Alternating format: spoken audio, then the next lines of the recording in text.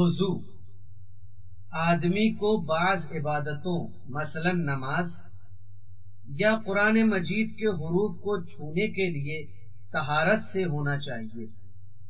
البتہ طہارت کبھی وضو کے ذریعے حاصل ہوتی ہے اور بعض اوقات غسل کی بھی ضرورت ہوتی ہے اور بعض خاص حالات میں تیمم کافی ہوتا ہے۔